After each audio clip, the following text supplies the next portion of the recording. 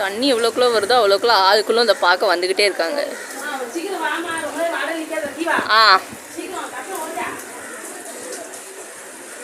சொரசொரையா மக்கள் வராங்க. எல்லாம் எதுக்கு? தண்ணி உடஞ்சி முக்காணிக்குள்ளே வர்றது இந்த ரோட் வழியாக தான். இதை பார்க்கத்தான்.